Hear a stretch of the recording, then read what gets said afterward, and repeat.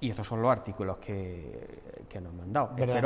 Yo creo que en vista de esto, sobre todo, no es porque sea mío, pero el más interesante para mí es el que hemos hecho Juan Barba y yo, porque creo que aportamos algo muy, muy bueno a lo que es el tema de la guerra de la independencia, ¿no? Es decir, una fuente que hasta ahora no se usaba para lo que era el tema de la guerra de la independencia, y que yo creo que es muy interesante. Algo conozco yo de ese artículo, porque he tenido la suerte y el privilegio de leerlo antes de que saliera publicado, gracias a la confianza que tenemos Juan, tú, Luis y yo, y resulta que verdaderamente es un artículo magistral en este sentido, y que viene a demostrar lo mucho que puede ayudarnos para la investigación sobre las guerrillas españolas, pues estos expedientes matrimoniales de la guerra de la independencia. Pero yo no me dejaría en el tintero los demás artículos, porque todos tienen, desde luego,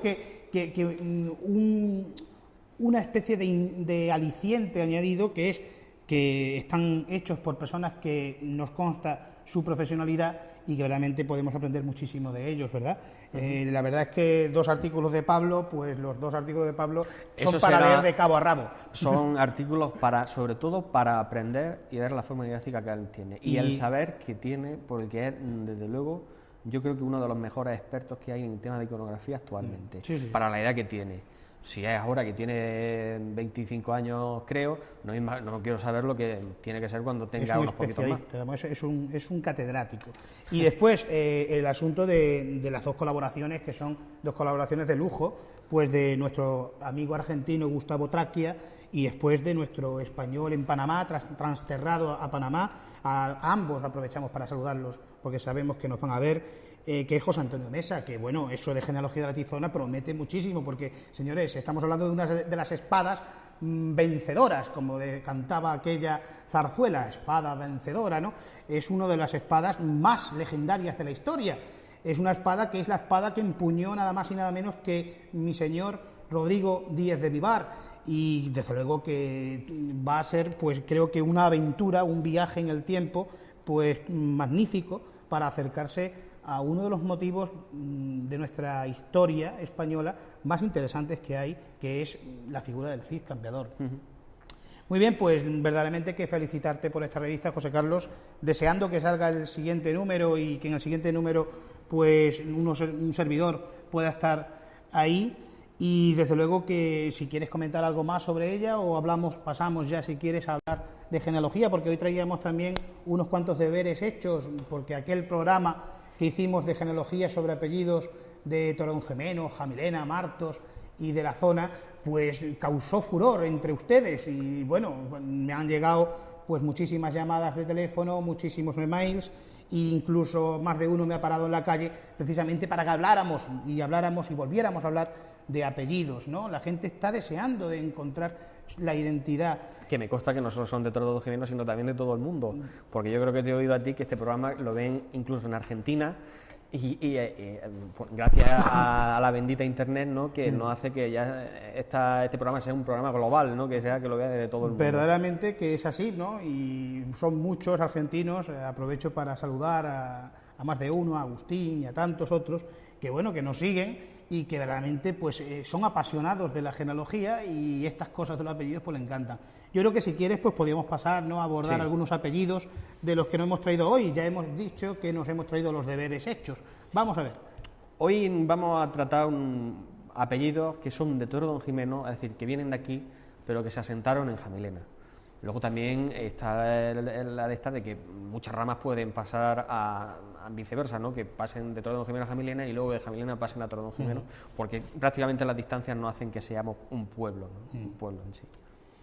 Y no vamos a tratar lo que es el tema de, digamos, vamos a tratar sobre todo el tema de qué personajes tan importantes, descendientes de tosirianos, estuvieron en Jamilena, ¿no?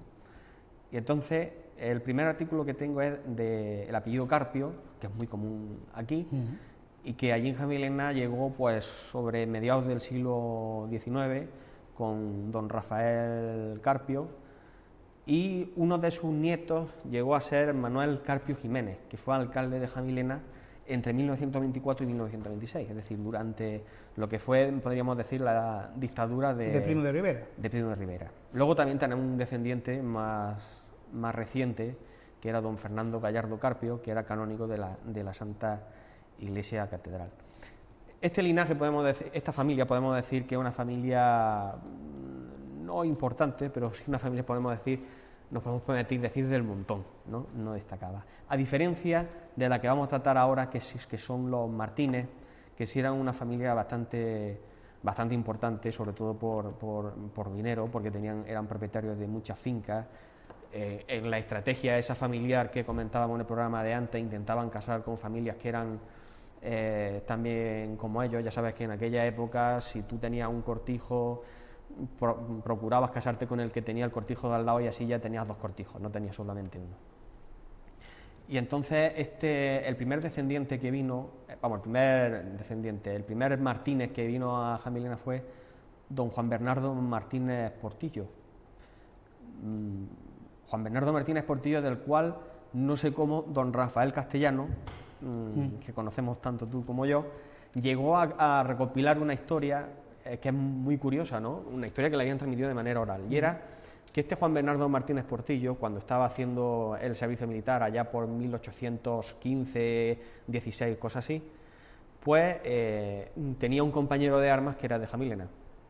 Entonces el compañero de armas, no sabemos por qué razón, un día no le dieron permiso y no pudo venir a Jamilena, y entonces le dio el encargo al tosiriano de que fuese y hablase con su novia en Jamilena para decirle que estaba bien, que la quería mucho y tal. Y entonces este tosiriano no se dedicó a otra cosa que a quitarle la novia. Pero bueno. Y claro, cuando... O sea, que fue de recadero, y mira tú lo que hizo al final, Y al ¿no? final lo que hizo fue quitarle la novia. Y entonces esa fue la manera por la cual emparentó este Martínez con la que era María de la Cabeza Garrido Bueno, también descendiente por los buenos de tosirianos, ¿verdad? Y que formaron un auténtico capital. Y como ya dije, me parece, cuando hicimos el programa de la presentación, cuando me concedieron el premio en Martos, estos Martínez eran los que luego fueron con tanto capital, porque el Martínez sobre todo hizo dinero a raíz de la desamortización. Es decir, a él la desamortización le vino muy bien porque compró tierras muy buenas a precio muy barato, y sobre todo grandes extensiones de tierra. Y todos sus descendientes fueron luego los caciques, los alcaldes, los jueces municipales, los regidores, etcétera, que hubo en Jamilena, que tuvieron una historia, digamos, que como todo lo que fue el caciquismo y la picaresca que había en torno al caciquismo y las elecciones y la compra de votos, eso es rocambolesca. Yo creo que precisamente esto merece un apunte, porque tú has hablado de desamortización, y muchas veces, tanto en la revista Órdago como aquí en nuestro programa, también hemos hablado y hemos tratado sobre la desamortización, pero yo, por mor de la pedagogía, pues me gustaría que todo el mundo entendiera qué fue eso de la desamortización y qué trajo consigo. Como bien ha dicho José Carlos, pues muchísimos avispaos se hicieron de oro precisamente gracias a esto que se llamó la desamortización. Las medidas desamortizadoras ya fueron reclamadas mucho antes incluso de la Guerra de la Independencia, a finales del siglo XVIII. Sobre todo de parte de muchos ilustrados que creían que era una de las mejores formas de constituir una clase media, que era algo que faltaba en España. En España vivíamos todavía a finales del siglo XVIII, pues en una sociedad propiamente del antiguo régimen, o sea, estamental, donde el abismo entre estamento y estamento, que eran 3, el eclesiástico, el nobiliario y el popular, pues era bastante pronunciado.